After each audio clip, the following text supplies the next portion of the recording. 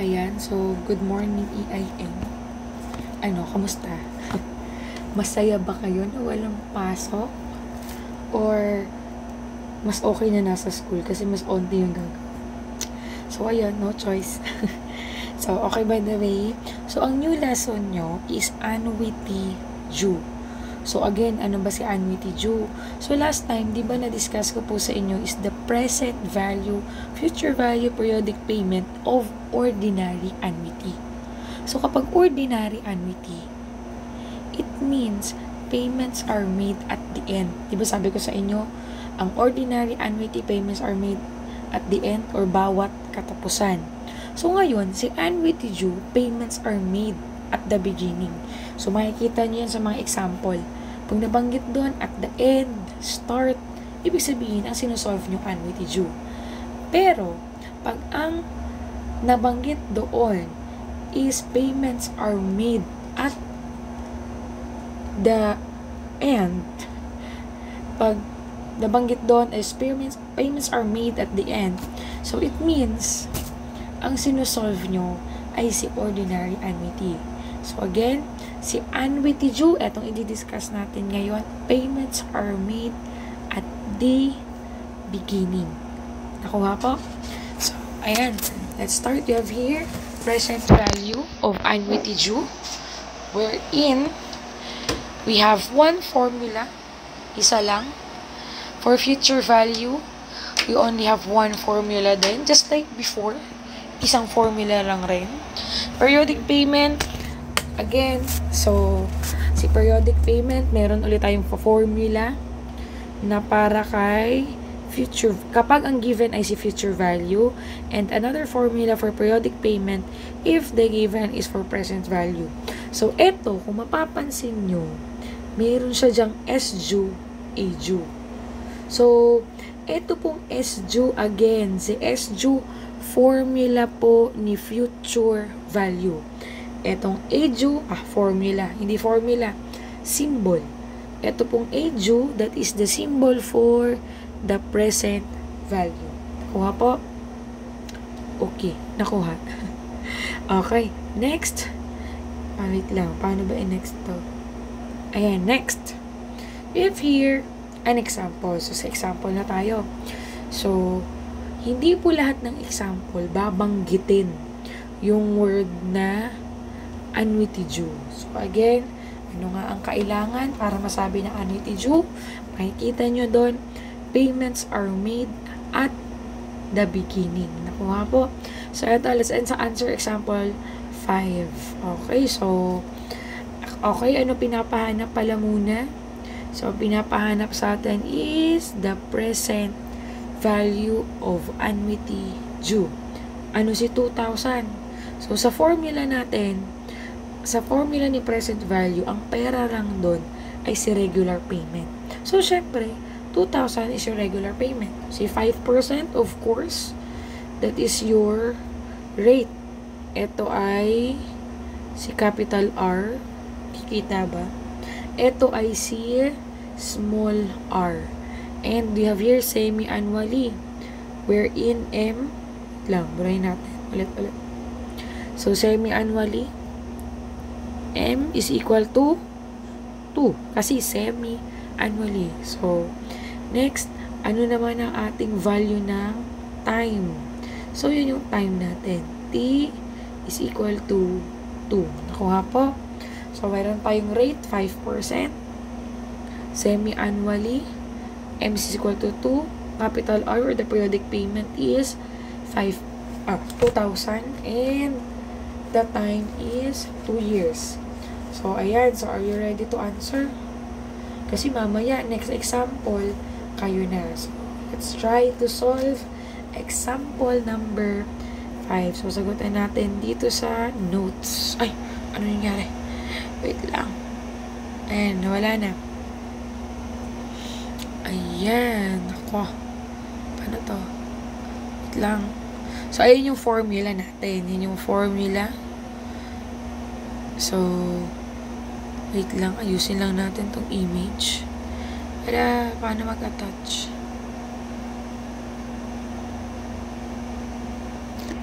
Lang. Ulitin natin. Ayan, attach image. Ayan. So, find the present value. So, i-recall nyo yung formula or isisend ko naman yung formula. So, eto, find the present value. So, first, ano po ba ang formula muna or symbol pala ni present value? So, the symbol for present value, we have A sub ju. A ju. So, A ju is equal to capital R bracket 1 plus, so that's 1. Paano ba natin iwa-1 yan? Magmumukhang 1. Goodness. Ulitin natin. 1. 1 plus, close, open parenthesis, 1 plus I raised to negative n over I, close bracket, open parenthesis, 1 plus I. So, nakikita nyo ba ng maayos? Malinaw ba? Okay. So, first, let's substitute. So, we have here A ju is equal to, ano ang capital R natin? Again, capital R, regular payment, pera. So, ano ba pera natin dyan? Siyempre, we only have 2,000. Open bracket. Then, 1 plus 1 plus I. So, ano nga ulit si I? I is equal to R over M. So, ano ang rate natin? We have 0.05 over M, wherein we have semi-annually. Semi-annually, pag semi-annually, M is equal to 2. So, ngayon, 0.05 is equal to 2. So, paki-divide yan. Ano magiging sagot natin? You'll have 0.025. So, ang value ng I natin is 0.025. So, isa-substitute ko siya dito. 0.025 raised to negative n. So, si n is equal to m times t. So, ano ang m natin? Again, 2. Kasi semi-annually, ayan o, 2. Next, ano ang time? We have 2 years. So, times 2. So, ngayon, 2 times 2 na lang yan. 2 times 2 is equal to 4. So, the value of your n is 4. So, negative 4 over I. Ano ang value ulit ng I? Ito, I. 0.025. Close and open. 1 plus 0.025. Ayan. Kita pa naman. Kita pa sa 0.025. Next, PEMDAS. Ano ang uunahin nyo dyan? So, first, ito muna. I-addition nyo muna. So, you will have 2,000. 1 plus 0.025. So, you will have 1.025 raised to negative 4. Oh, wait lang ha. Burahin ko lang yung bracket. Ayusin ko lang. So, lakihan ko lang. Tapos, ayan. Over, eto na. 0.025. Close bracket. Tapos, ito pwede na natin ipagsama kasi ang sagot dyan, pareho lang ng sagot dito. So, you will have 1.025. O, ano susunod? So, ito step by step process natin ginagawa. So, next, tapos na tayong mag-addition. Oh my gosh. Ayan, tapos na tayong mag-addition. Next step, exponent. Ito, 1.025 raised to negative 4. So, ano ang exponent? Ano ang exponent ni 1.025 raised to negative 4? You will have 0.906. Bakit kaya 1.906? So, tingnan po natin dun sa calculator. So, we have here. Ayan, clear muna natin. So, we have 1.025 raised to negative 4. The answer is, ang ito sagot, 0.905,950. So, eto ngayon. Ilan decimal nga? 1, 2, 3, 4. So, dito mo siya ikakat. O, anong katabi ni 9? Ang katabi ni 9 is 5. So, pag 5 plus 1. So, paano ngayon? Ang katabi niya ay 9. So, may technique tayo dyan. So, tingnan mo tong dalawang magkatabi. Di ba ang basa dyan? 59. So, 59. Anong katabi ni 59? 5. So, kapag ang katabi nga po ay 5 pataas plus 1. So, 59 plus 1, you will have 0.9060. Kasi 59 plus 1 is 60. Kaya siya magiging 9060. Okay po? So, balik na tayo dun sa sinosolve. So, 90.60 ha. So, ayan. Asan yung sinosolve? Wait lang. Ito. Ayan, 9060. Ayan, lagyan natin ng close and open parenthesis. Over 0.025. Pero, pwede na pala nawala na yung close and open parenthesis. Kasi, tapos wala nang i-exponent. So, pwede diretso na tayo mag-plus. So, 1.025. Ayan, intindihan niyo pa ba sulat ko? Bahala kayo. Okay, ngayon. Addition muna. 1 plus 0.906. Ayun na nga. So, wait lang. May mali sa formula natin. Hindi siya plus. So, ayan. Medyo critical po ang magkamali ka lang ng kahit onte. It should be minus. Lang. Buray natin. I-highlight, palitan natin ng kulay yung pen. Para at least, mas makikita nyo na nagkamali tayo. Kamali ako. Sorry. So, ayan. So, si plus, pinapalitan ko po ng minus. Ayan. So, ayan. Balik na tayo dito. 1 minus 9060. So, i-compute sa calcu, ang lalabas dyan is 0.094. Yan po ang lalabas na sagot. Over 0.025. So, times 1.025. So, ang nawala lang ha, eto, nag-subtract lang tayo. So, yun yung naging answer. Then, anong next step natin? So, using PEMDAS. Ito, i-divide nyo si 0.904 divided by 0.025. So, pag nag-divide ka, ano ang magiging sagot? So, tingnan natin sa calcu. So, you will have here, ay, asa na si calcu? Ano ba ito? Exit. Ay, naku, mga B. Ayan. So, we have here 0.094 divided by 0.025. Ayan, naka-fraction. Pero di kayo malito. So, ang lumabas na sagot ay 3.76. So, kopyahin natin yan si 0.76 si 3.76 dun sa sinusolve natin. So, we will have 3.76. So, balik tayo doon. So, nasaan na yon? Oh my gosh. Ito, ayan. So, ang naging sagot natin is 3.76 times 1.025. Alam nyo, usually, ito yung nakakalimutan. Yung usually na nakakalimutan ay si 1.025. So, wag nyo kakalimutan yan. Okay, so balik tayo. So, eto ngayon, Ma'am PEMDAS. May mauuna, may mahuhuli ba dyan?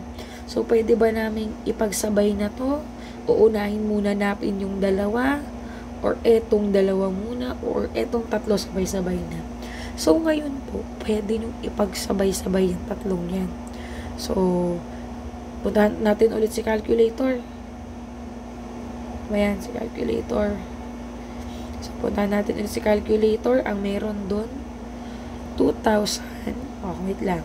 So, 2,000 times si 3.76. times 1.025. So, ang lumabas sa atin, you have an answer that is 7,708. So, okay ba? So, ang sagot natin, wait lang. Balikan natin yung notes kanina. Ayan. So, sa notes tayo ulit. Balikan natin yun. So, eto. The answer is 7,708. So, yan po ang answer kapag step by step. Step by step. So, paano kapag direct? Ano ang answer? So, kapag magda-direct po ako, ang gagamitin ko sa direct ay ito, wait lang, lagyan natin ng highlight.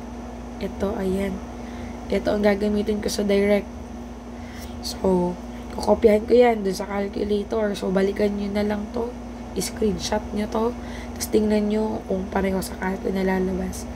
So, we have here, ayan. Ayun na naman yung exit. Ay, mag-split screen tayo. Ayan. Ayan na nga. Paano mag-split screen?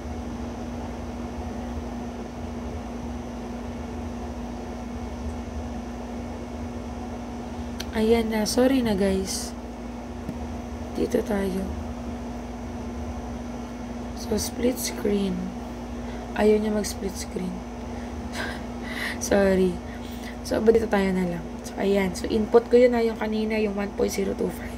So, I will have 2,000, open parenthesis, fraction, kasi sa akin may ganito. So, eto, susundin ko yung nandoon sa solving natin. So, 1 minus, open parenthesis, 1.025 raised to negative 4 over 0.025 close parenthesis, open 1.025. So, ano yung answer natin? We have 712, wait lang, 4 decimal. 707,712.0471. Ayan. So, kailangan ba mag-round off? Hindi po. Hindi nyo po kailangan mag-round off kasi ang katabi ni 1 ay 2. Okay po? Gets ba? So, balikan natin doon. Isulat natin yung answer. So, you will have, for direct computation, you will have 7,712.0471. So, for example, so, ito ang sagot sa there. Okay, so for example, gusto nyo itry sa calculator nyo. So, ito tayo ulit. Dyan tayo sa naka-highlight. So, dadagdagan nyo lang siya dito sa taas ng another close and open parenthesis. So, pag nag-input kayo dun sa basic Q, meron kayong isang bracket. Palitan natin ng kulay. Ayan. So, meron tayong unang parenthesis, pangalawang parenthesis. So, magkakaroon ka muna ng dalawang parenthesis bago mo isulat si 1 minus, open parenthesis, 1.025, raised to negative 4, close parenthesis, fraction or divide, pwede yun. Then, 0.025, close parenthesis, times, or open parenthesis, 1.025. And, lalabas na sagot to. So, pag nahihirapan, pwede po mag-message sa akin, nakuha. So, pag naghihirapan, pwede mag-message sa akin para sa mga tanong, sagutin natin ng mas maayos. Okay po ba? So, ito, pakita ko yung sagot sa inyo. Ayan. So, ito po. Ito yung problem natin. And this is the answer. Yung nasa taas, step by step. Yung nasa baba is direct computation. Okay? So, good luck sa next example. Kayo na po ang magsusolve. Kaya nyo yan. Ilalaban. Charay. Okay, goodbye class.